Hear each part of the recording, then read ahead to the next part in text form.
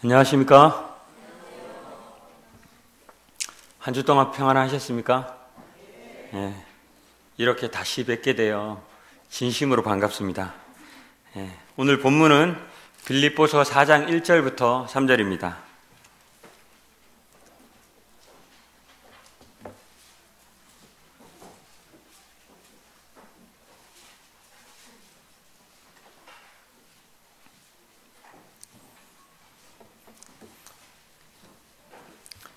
빌립보서 4장 1절부터 3절을 다 찾으신 줄 알고 제가 읽도록 하겠습니다.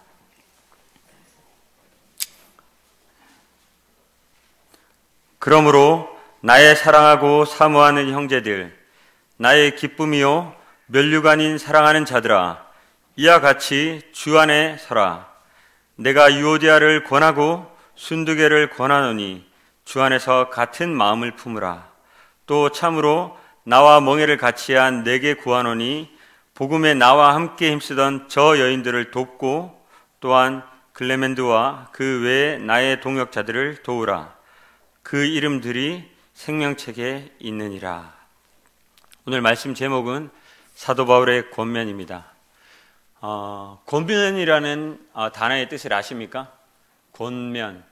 우리가 흔히 사용하는 단어는 아닌데 교회나 이런 데서는 주로 많이 사용하는 것 같습니다.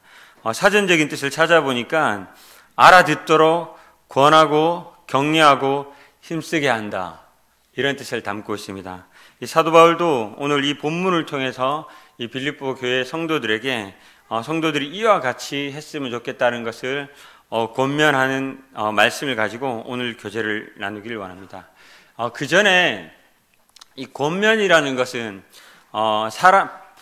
권면을 하는 사람이나 받는 사람이나 이 두 사람 모두에게 기술이 필요한 것 같습니다. 그리고 그 타이밍이라는 게 필요한 것 같습니다. 이 권면을 하는 사람은 질책과 명령이 아니라 사랑하는 마음으로 이 권면을 해야 되고, 이 권면을 받는 사람은 상대방에 대한 어떤 감정이라기보다는 겸손한 마음으로 그것을 받아야 할 수 있을 것 같습니다. 그리고 타이밍이라는 것은 이 받는 사람이 권면받을 수 있는 상태인지 아닌지를 보고 우리가 권면을 해야 되는데, 내가 지금 당장 권면해야 되겠다고 생각하면서 이렇게 함부로 권면한다면 그것은 오히려 좋은 권면과 좋은 취지의 내용일지라도 그것을 받아들이기는 쉽지 않을 것 같습니다. 저는 이 강단에 올라왔다 이렇게 내려가면은 항상 제가 이 강단에서 혹시나 불필요한 동작이나 말들이나 잘못된 비유를 하지 않았는지 저에 대해서 가장 잘 아는 그분께 찾아갑니다. 그래서 그분께 찾아가서 조용히 그것을 권면을 받으려고 마음의 준비를 하고 찾아가서 이렇게 물어봅니다. 그러면은 예전에는 저한테 이렇게 답변했습니다. 녹음해서 들어봐라. 자기가 직접 들어봐라. 근데 요즘에는 806 교회는 녹화가 되니까 녹화된 걸 틀어보라고, 직접 녹화된 걸 한번 자기가 보고 그것을 이렇게 하라고 합니다. 그런데 그것을 보는 게 쉽지 않습니다. 또 듣는 게 쉽지 않습니다. 매우 부끄럽고 또 이렇게 어떤 게 하여튼 그런 거 있습니다. 하여튼 그래서 쉽지 않아서 직접 듣기를 원하는데 그때 이제 딱 이야기를 딱 꺼내면 조심스럽게 저한테 이제 이야기를 합니다. 그럼 그걸 들으면은 제가 들키기 싫었던 그 부분을 정확하게 집어냅니다. 그거는 하지 않았으면 좋았는데 이렇게 이야기를 합니다. 솔직히 이렇게 마음의 준비를 하고 권면을 듣더라도 힘든데, 지난번 이 강단에 서고 난 다음에 내려갔는데 저한테 주로 권면하시는 그분은 가만히 계셨는데 우연찮게 저녁 식사를 하는데 어떤 자매님 두 분께서 저한테 불쑥 갑자기 형제님 이렇게 이야기하면서 오늘 말씀이 좋았는데 하면서 뒤에 이제 권면을 하시기 시작하시는 겁니다. 권면이라고 하긴 그렇고 얘기를 하다 보니까 그렇게 하는데, 형님 강단에 올라가서 말씀하실 때 좋은데 고개를 너무 드시는 것 같습니다. 그래서 우리가 쳐다보면 따라간다고 목이 아픕니다. 그래서 이 목을 좀 내려서 앞을 쳐다보고 이렇게 좀 해주십시오, 이런 어떤 자매님께서 권면을 해주셔가지고 고치도록 하겠습니다. 저도 모르게 자꾸 고개가 올라가면 성도님들이 계속 낮추라고 이렇게 해주시면 제가 따라가면서 낮추도록 하겠습니다.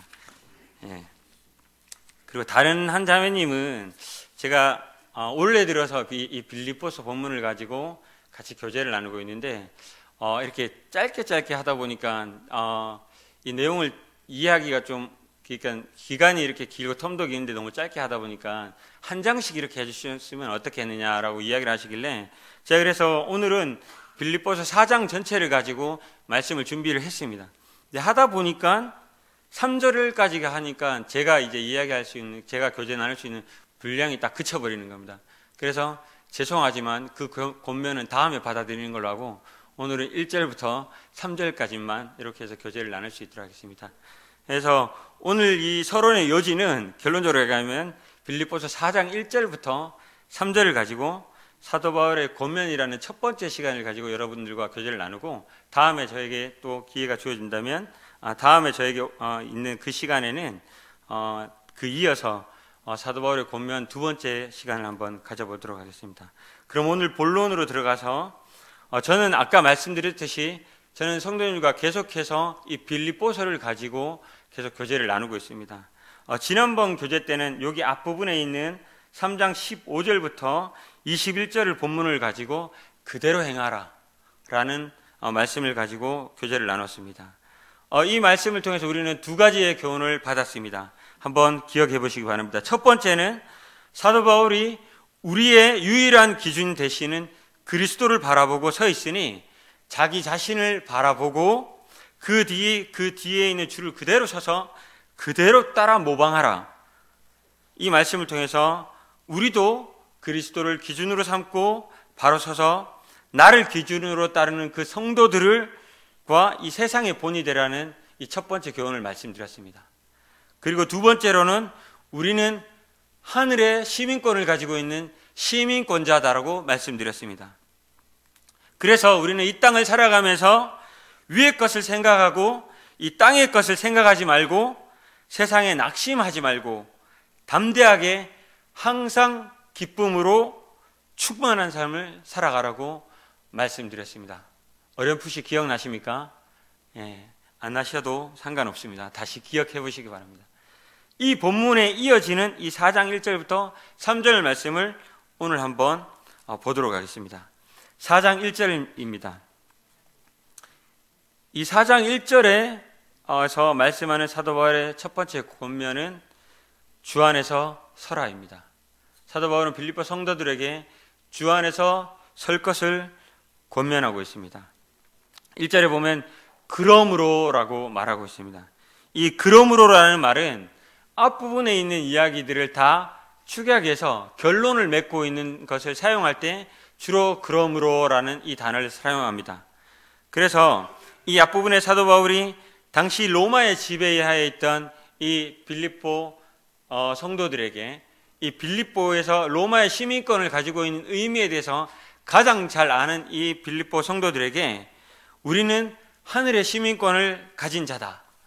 우리는 하늘의 시민권자다라고 이야기하고 했습니다. 그러면서 그 시민권을 가진 것을 인식하고 있는 이 빌립보 성도들에게 그러므로 나의 사랑하고 사모하는 형제들, 나의 기쁨이여 면류관인 사랑하는 자들아, 이와 같이 주 안에서 설하라고 이야기하고 있습니다. 이전에 이 권면 첫 번째 주 안에서 설하는 이 권면을 우리가 살펴보기 전에 주목해야 될 부분이 있습니다. 그것은 바로 사도 바울이 빌립보 성도들을 어떻게 생각하느냐를 표현한 방금 제가 읽은 이 구절입니다. 사도 바울은 그러므로 주 안에서 설하고 권면하기 이전에 이 빌립보 성도들을 이렇게 표현하고 있습니다. 나의 사랑하고 사모하는 형제들, 나의 기쁨이요 면류가 아닌 사랑하는 자들아, 이렇게 표현하고 있습니다. 그냥 주 안에서 서라 이렇게 이야기하지 않고 방금 이야기했던 그러한 아름다운 그 형용사를 포함해서 네 구절을 가지고 나의 사랑하고 사모하고 기쁨이고 면류가 아닌 성도들이라고 그들을 표현하고 있습니다. 여기서 이 사모하는이라는 이 단어를 찾아보니까 이 단어를 쓴 이 헬라어는 이 사랑하는 사람과 이별했을 때 강한 아픔을 나타낼 때 사용하는 단어라고 합니다. 그러면 이 단어만 보더라도 이 사도 바울이 이 빌립보 성도들을 어떻게 생각하는지 우리는 짐작해 볼 수 있습니다. 그렇죠? 이별의 아픔을 혹시 느껴보셨습니까? 예. 안 느껴보셨다면 천만다행인 것 같습니다. 이 이별의 아픔은 진짜 말할 수 없는 아픔입니다. 가슴을 도려내는 그 아픔인데 이 빌립보 성도들을 향한 이 사도 바울의 마음이 그런 정도로 간절한 마음을 나타내고 있다고 우리가 볼 수 있습니다. 그리고 또 이 빌립보 성도들을 향해 나의 기쁨이요, 나의 면류관이라고 표현하고 있습니다. 사도 바울이 지금 어디 있습니까? 사도 바울의 지금 위치가 어디입니까? 감옥입니다. 옥중서신이죠.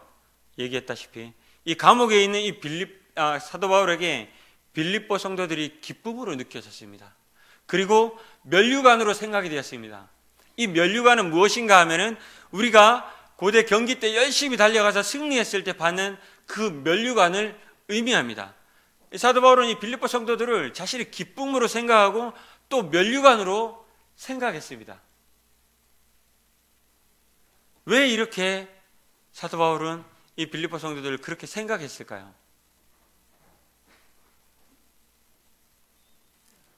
다 같이 4장 15절부터 18절을 한번 읽어보겠습니다.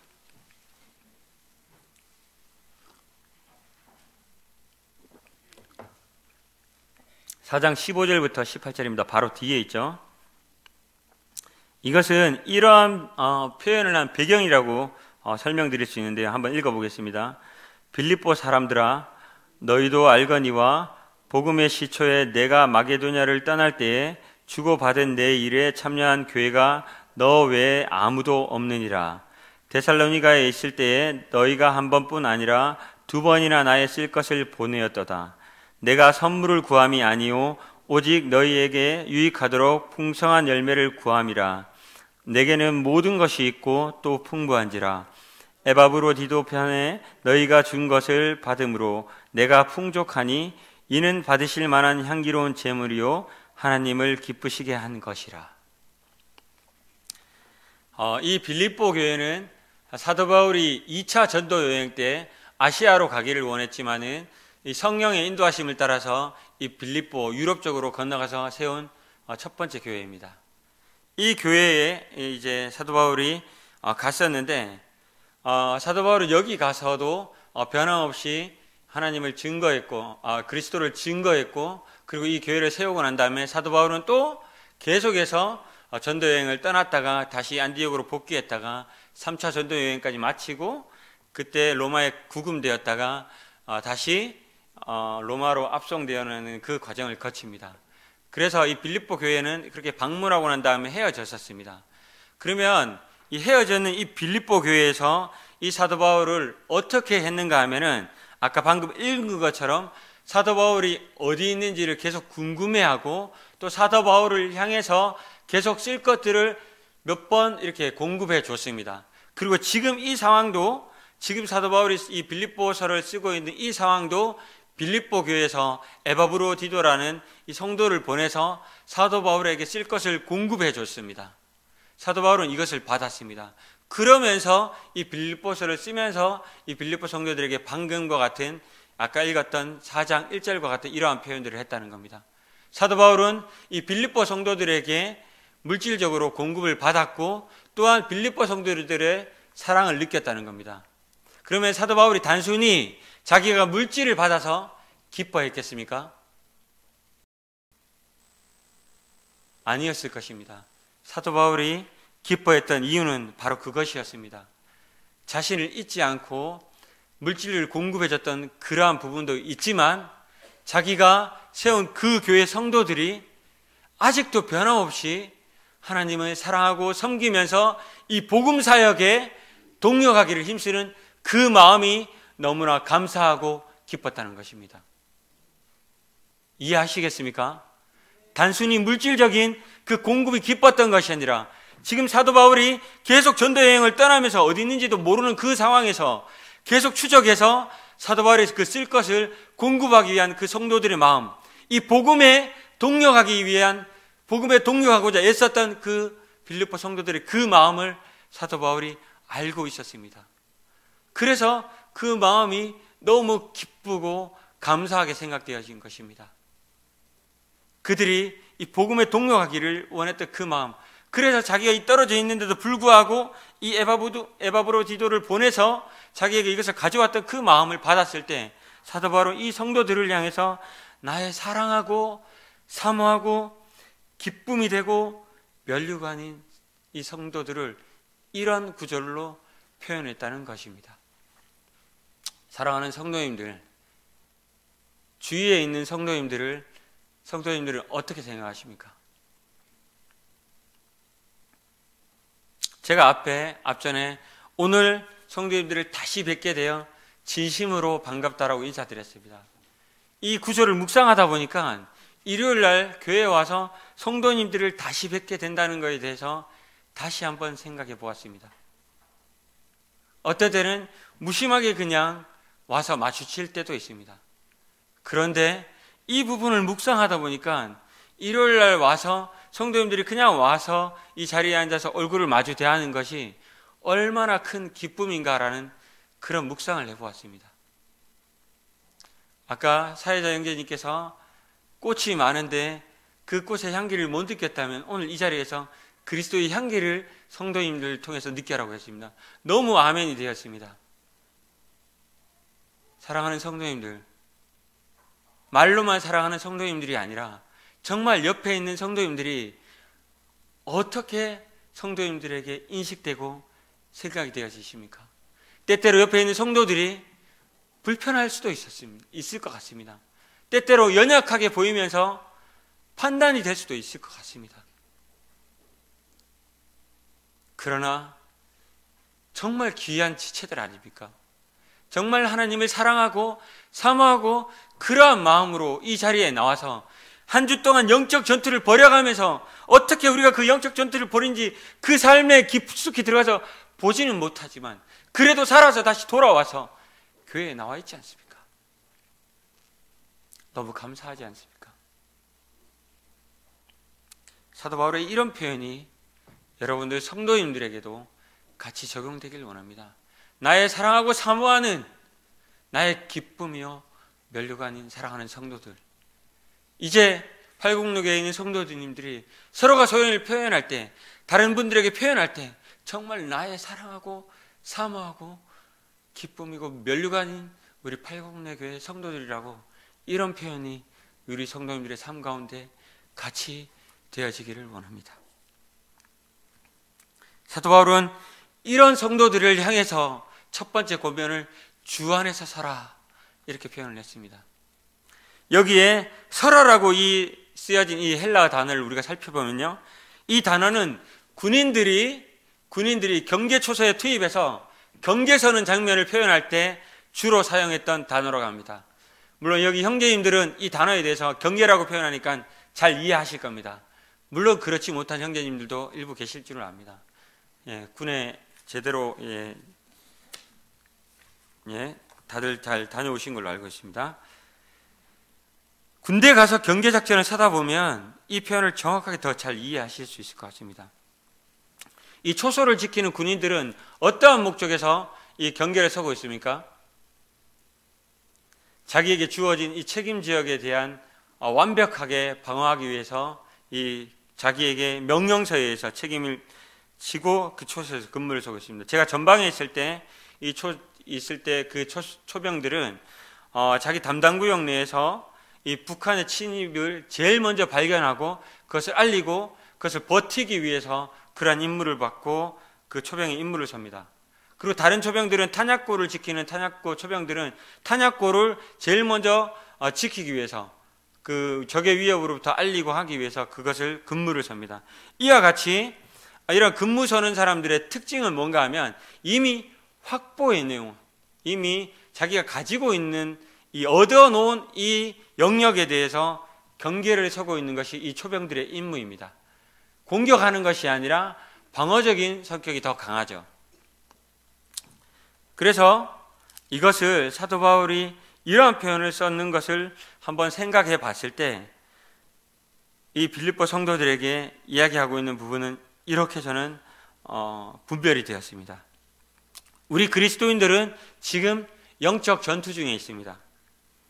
우리가 벌이고 있는 이 전투는 사단과 세상에 대해서 공격하고 있는 전투가 아니라 이 사단과 세상이 호시탐탐 우리를 노리고 있는 이 사단과 세상으로부터의 공격에 대해서 승리를 쟁취하기 위해서 하는 그 전쟁이 아니라, 그 전투가 아니라 이미 그리스도께서 십자가상에서 완전히 승리하신 그 승리를 지켜내기 위한 방어적인 전투입니다.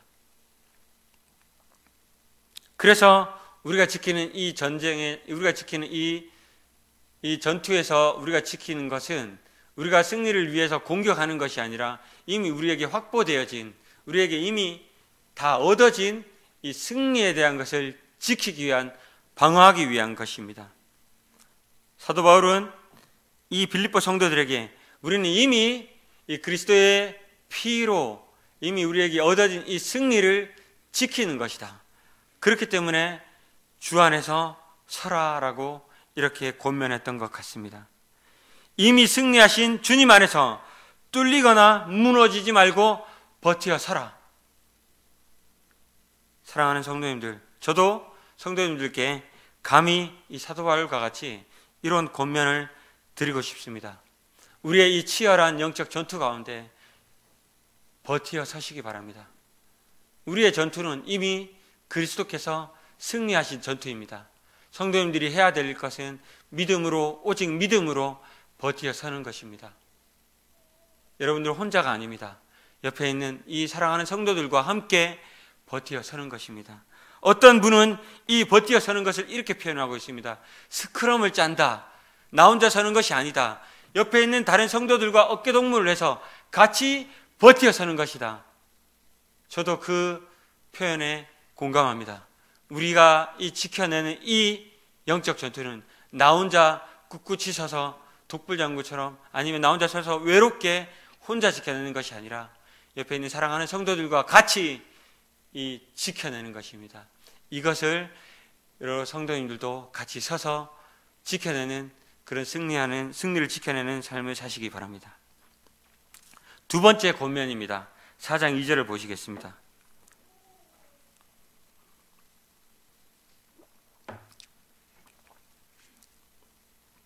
내가 유오디아를 권하고 순두개를 권하노니 주 안에서 같은 마음을 품으라. 두 번째 권면은 같은 마음을 품으라입니다. 그냥 같은 마음이 아니라 주 안에서 같은 마음을 품으라입니다. 2절에 보면 나중에 천국 가면 만나겠죠. 이 유오디아라는 자매님과 이 순두개라는 자매님, 실명이 이 성경책에 거론되어 있습니다. 좀 부끄러워하실 것 같죠. 만나면 내가 그때 참 그랬었는데 이렇게 하실 것 같지 않습니까? 아마 요즘 같으면 유모 자매님과 순모 자매님께서 이렇게 다툼이 있었는데 이렇게 표현했겠죠. 근데 사도 바울은 유오디아를 권하고 순두개를 권하노니 주 안에서 같은 마음을 품으라, 이렇게 이야기를 했습니다. 이 두 자매님의 이름을 한번 살펴볼까요? 이 유오디아라는 이 자매님의 이름은 번영, 행운, 순례자라는 뜻을 가지고 있습니다. 이 자매님의 이름은 헬라식 이름입니다. 헬라식 이름. 근데 이 자매님하고 어떤 관계가 있었는지 모르겠지만 갈등이 있었던 이 다른 자매님의 이름은 순두개입니다. 좀 어떻게 보면 좀 우스운 이름 같은데, 한국식으로 하면 순두부도 생각나기도 하고 그런데 순두개. 이 이름의 뜻은요, 우연한 일이라는 뜻. 영어로 얘기하면 accident, 사고, 사건, 우연한 일이 일어나다, 이런 뜻인데, 이 이름의 의미는 유대식 이름입니다. 유대식 이름. 아까 유오디아라는 자매님은 헬라식 이름이었고요. 이 순두개라는 자매님의 이름은 유대식 이름이었습니다. 도대체 이 두 자매님 사이에서 무슨 사연이 있었는지 모르겠지만 이름을 통해서 추측해 본다면은 아마도 순두개라는 자매님 쪽에서 뭔가 이렇게 문제를 제기하지 않았나 이런 추측도 할 수 있는데 그런 추측은 조금 무리일 것 같고 제가 보기에는 이름을 통해서 순수하게 봤을 때 서로 다른 문화를 가진 자매님인 것 같습니다. 그렇죠? 헬라의 이름과 그 다음에 유대교 이름. 그래서 아마 뭐 우리로 얘기하면 뭐 지방이 다르다, 뭐 경상도나 뭐 이렇게 전라도 뭐 이런 그런 정도로 볼 수 있을까요? 하여튼 정확하게 무슨 사연이 있었는지 모르겠습니다. 그런데 사도 바울은 이들을 향해서 주 안에서 같은 마음을 품으라라고 권면하고 있죠. 근데 이 갈등을 뭐 이렇게 좀 더 쉽게 설명하면 어떤 갈등이었는지 잘은 모르겠지만 배경을 한번 살펴볼 필요가 있을 것 같습니다. 사도행전 16장으로 한번 가보겠습니다.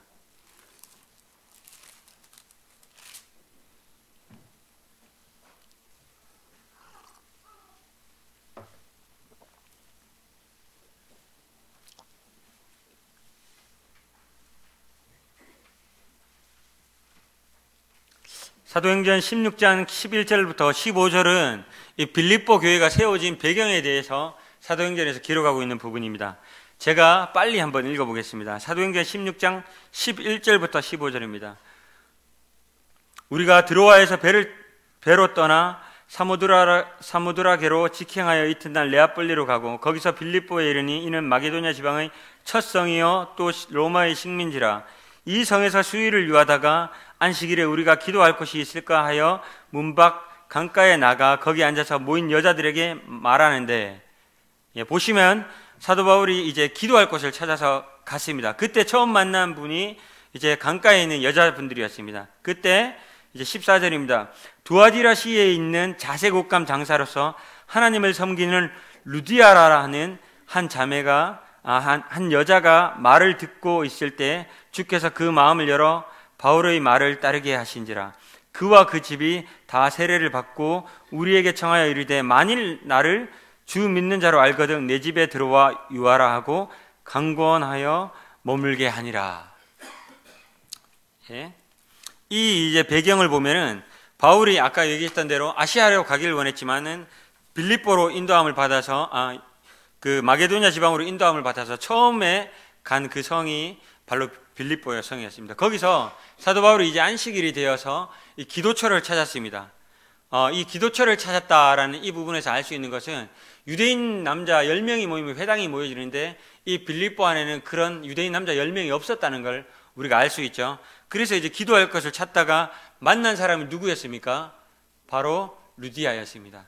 그래서 이 루디아라는 이 분의 이 자매님이 집에 가서 처음 이제 기도 모임이 시작되어서 빌립보 교회가 이루어졌던 것 같습니다. 우리가 루디아 하니까 이제 루디아 자매님의 이름이 루디아인 줄 아는데 이것을 찾아보면 루디아 자매님의 이 본명이 아니라 지금 얘기하면 요즘에는 그런 표현을 안 쓰는데 우리가 옛날에 할머니들이 어느 지방에 시집을 가면은 그 이름을 부르지 않고 어느 지방에서 시집 왔다라고 하면서 그 분의 지방 이름을 부르죠. 저희 할머니 같은 경우는 양산에서 시집 왔다고 해서 제가 가보니까 전부 다 우리 할머니 보고 양산댁이라고 부르더라고요. 여기에 이 루디아라는 말은 루디아댁 이런 표현입니다. 루디아 지방에서 온 그 여인이라는 뜻인데 이 루디아 집에 이제 모이기 시작했습니다. 그래서 기도 모임이 시작되었습니다. 제가 주석을 또 찾아보니까 이 아까 유오디아와 이 순두개라는 이 두 자매님도 이때 루디아가 처음 했던 이 기도 모임의 시작 때부터 같이 참여해서 했던 자매님이 아닌가라고 추측하는 것을 제가 몇 군데 주석에서 이렇게 보았습니다. 그러면은 이 빌립보 교회는 시작이 자매님들로 이렇게 많이 모여서 자매님들로부터 이렇게 전파되어서 아름아름 모여가지고 이렇게 시작되었는 교회라고 이렇게 또 볼 수도 있을 것 같습니다. 그렇다면 자연스럽게 이 자매님들의 언성이 이제 이렇게 발언권이 조금 더 있을 수도 있었지 않을까 하는 그런 생각이 있습니다. 그리고 이 유오디아 순두개 자매님도 처음부터 있었으니까 왔는데 서로 이렇게 약간 갈등이 있지 않았나 생각이 됩니다.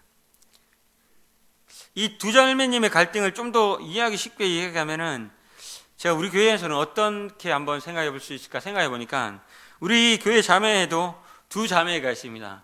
루디아 자매와 그 다음에 에스더 자매가 있는데, 이 에스더 자매와 루디아 자매님들이 이제 일을 열심히 하려고 하다 보니까는 약간의 마찰이 있었습니다. 이게 가정입니다, 가정. 그래서 이제 문명숙 자매님과 이금순 자매님이 갈등이 생긴 겁니다. 그래서 이 다툼이 일어났죠. 그래서 이제 장로 형제님들이 우리가 권하노니 주 안에서 같은 마음을 품으라. 이렇게 이해하면 좀 이해하기가 쉽겠죠. 죄송합니다. 두 분이 갈등이 있다는 게 아니라 제가 이해를 돕기 위해서 그렇게 표현한 것입니다. 자, 보십시오.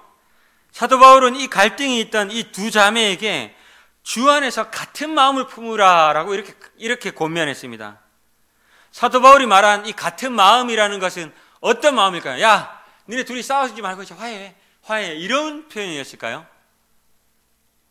야, 자꾸 쓸데없는 생각하지 말고 그냥 이렇게 시키는 대로 해. 이런 표현이었을까요? 사도 바울이 같은 마음을 품으라 라는 표현은 너네 이제 뜻을 같이 하라. 싸우지 말고 화해해. 그만해. 이런 표현이 아니라 주 안에서 같은 마음을 품으라. 그 마음이 어떤 마음이었을까요? 성경을 바로 앞으로 넘겨서 2장 1절부터 8절을 한번 찾아보시겠습니다.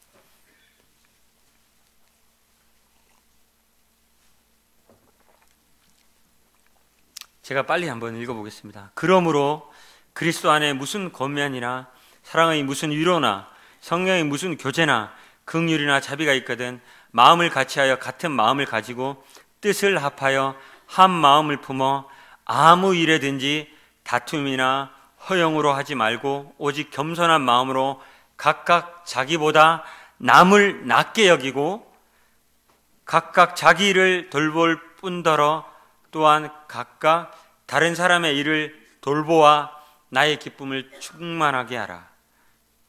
5절 너희 안에 이 마음을 품으라. 곧 그리스도 예수의 마음이니 그는 근본 하나님의 본체시나 하나님과 동등됨을 취할 것을 여기지 아니하시고 오히려 자기를 비워 종의 형체를 가지사 사람들과 같이 되셨고 사람의 모양으로 나타나사 자기를 낮추시고 죽기까지 복종하셨으니 곧 십자가에 죽으심이라. 사도 바울이 이 같은 마음을 품으라고 한 것은 바로 2장 1절부터 8절에 나와 있는 그리스도의 마음이었습니다. 이 2절부터 11절까지 이어지는 것은 이 기독교에서 그리스도의 성육 신흥을 다루는 핵심 기독론을 나타내고 있는 구절입니다.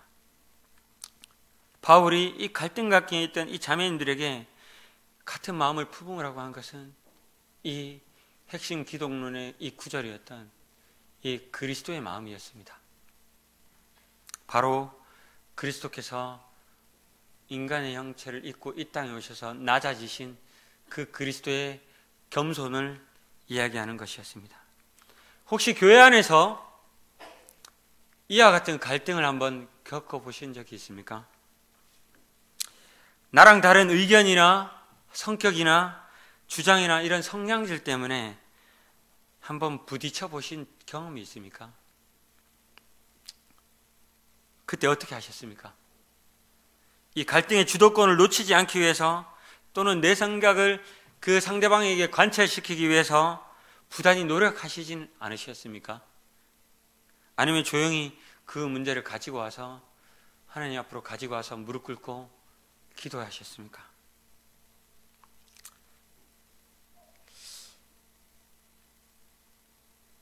사랑하는 성도님들,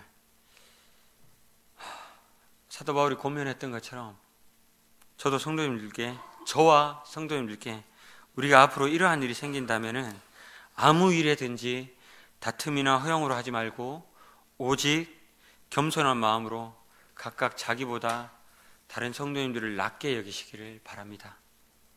그리고 이와 같은 마음을 그리스도께서 우리에게 본을 보이셨던 이 겸손한 마음을 품기를 간절히 원합니다. 이 갈등 관계에 있었던 이 자매님들을 사도 바울은 그냥 요 구절에서 그치지 않았습니다. 그 뒤에 있는 이 구절에 4장 3절에 이 자매님들을 이렇게 표현하고 있습니다. 4장 3절에 또 참으로 나와 멍에를 같이 한 내게 구하노니 복음에 나와 함께 힘쓰던 저 여인들이라고 표현하고 있습니다. 어떻게 표현했다고요? 복음에 나와 함께 힘쓰던 저 여인들이라고 표현하고 있습니다. 한국 속담에 보면요, 하나를 보면 열을 안다는 표현이 있습니다. 이 속담은 긍정적인 부분과 부정적인 부분을 사용할 때 사용하는데요. 어떤 아이에게 뭘 하나를 가르쳐주면 막 10가지 이렇게 알면은 어떤 아이가 하나를 하고 또 다른 거 알고 막 이렇게 똑똑하게 하면 야, 너 하나를 보면 열을 안다더니 진짜 똑똑하구나. 이렇게 할 때 긍정적인 표현으로 사용할 때도 쓰죠. 그런데 대부분은 이 긍정적인 표현보다는 어떤 이렇게 뭐를 해서 잘못하면 그래, 내가 하나를 보면 열을 안다더니 이런 표현을 쓰죠. 그때 보면은 이 한 부분을 보면 전체적인 너를 평가할 수 있다. 이런 표현을 할 때 주로 쓰죠. 이런 평가를 할 때는 앞부분에 오는 수식어가 있습니다. 뭐죠? 앞부분에 오는 감탄사 수식어가 있습니다. 네, 그럴 줄 알았다. 하나를 보면 열을 안다든. 이 표현을 항상 거의 같이 쓰죠. 그렇죠? 이 속담을 보면은 우리가 얼마나 평상시에 이 편견과 선입관을 가지고 다른 이들을 쉽게 판단해버리고 평가하는지를 알 수가 있습니다. 이 3절에 나와 있는 이 두 자매의 평이 없었다면은 우리는 단순히 이 2절만 봤다면은 이 두 자매님은 그냥 분란과 갈등 가운데 있었던 그냥 자매님으로 기억될 것입니다. 그러나 사도 바울은 이 3절에 이 자매님들을 나와 복음에 힘쓰던 자매님들이라고 평가하고 있고 그들을 향해서 여인들을 도와줄 것을 이야기를 하고 있습니다. 중요한 부분이 있습니다. 이 자매님들이 이러한 갈등을 겪었는 것은 일을 하고 있었기 때문입니다. 뭔가 교회 안에서 자매님들이 뭔가 열심히 하고 있었기 때문입니다. 그 안에서 갈등이 일어났다는 거죠. 물론 제가 갈등을 어떤 옹호하거나 이 갈등을 조장하는 것은 아닙니다. 그러나 이 자매님들이 모임 안에서 열심을 내어서 뭔가 하고 있었다는 부분에 우리는 주목할 필요가 있고 사도 바울은 그 부분을 향해서 나와 함께 복음에 힘쓰던 자매님들이라고 분명히 이야기하고 있습니다. 제가 여기서 성도님께 말씀드리고 싶은 것은 한 가지로 여러 가지를 전부 다 판단해버리는 그러한 우를 범하시지 말 것을 이야기하고 있는 것입니다. 우리는 너무나도 이 한 부분을 통해서 전체를 평가해버리는 우를 범합니다. 그래서 이 잘못된 부분을 보고 지금까지 잘해왔던 것, 또 앞으로 잘할 것에 대한 이 모든 부분들까지도 다 싸그리 싸잡아서 평가해버립니다. 그래서 뭘 하더라도 그것으로 전체를 평가해버리기 때문에 그 사람이 회복되거나 일어설 수 있는 것에 대해서 기회마저 주지 못할 경우도 있습니다. 때로는 나의 잘못된 그런 선입견이 다른 사람들에게 영향을 미칠 때도 있습니다. 우리는 이러한 일이 우리 교회 가운데 있지 않아야 할 것을 기억하셨으면 좋겠습니다. 이 2절, 3절을 통해서 사도 바울은 이렇게 권면하고 저는 성도님들에게 이러한 교훈을 받기를 원합니다. 내가 어떤 갈등 가운데 있다면 그 갈등 가운데서 그리스도의 마음을 품기를 바랍니다.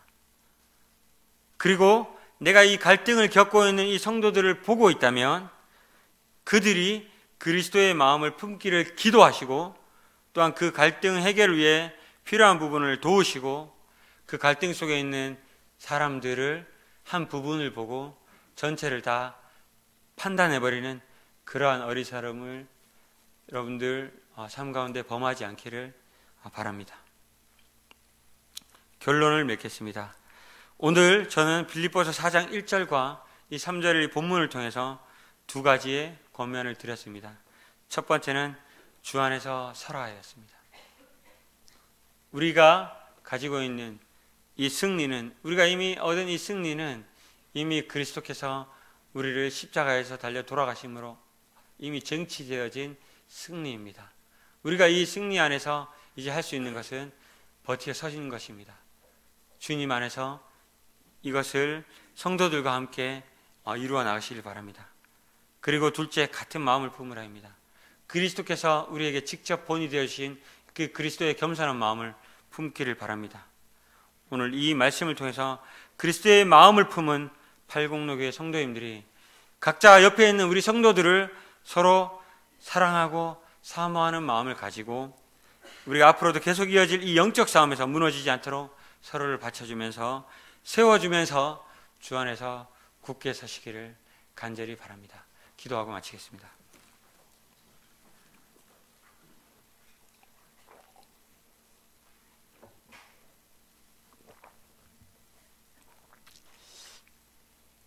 아버지 하나님, 은혜 감사합니다. 우리를 위해서 하나님께서 엄청난 대가를 지불해 주시고 대속하여 주시고 그 승리를 우리에게 안겨주신 것을 인하여 감사를 드립니다. 아버지 하나님, 그러한 승리를 이미 얻은 우리가 주님 안에서 오로지 하나님을 바라보면서 주 안에서 얻은 이 승리를 우리가 바로 서서 이것을 이어나가기를 간절히 원합니다. 그리고 우리 주변에 있는 이 성도들을 바라보는 이 관점을 정말 귀하게 여기고 함께 이 성도들과 함께 서서 주님을 사랑하고 하나님을 섬겨가기를 간절히 원합니다. 그리고 우리 주변에 있는 일어나는 모든 일들을 한 부분을 가지고 쉽게 전체를 판단해버리는 그런 우를 범하지 않도록 도우시기를 원하며 그리스도께서 우리에게 나타내 주신 그 사랑을 기억하고 그리스도께서 그것을 나타내기 위해서 어떻게 우리를 사랑하셨는지 그것을 기억할 때 얼마나 우리에게 겸손하셨는지를 기억하면서 우리의 삶을 겸손하게 살아갈 수 있도록 도우시기를 원합니다. 또한 그 마음을 품고 교회 안에서 다른 성도들을 대할 수 있도록 도우시기를 원합니다. 주신 말씀에 감사를 드리며 이 말씀대로 살아가는 성도님들 되기를 간절히 원합니다. 살아계신 예수님의 이름으로 기도를 드렸습니다.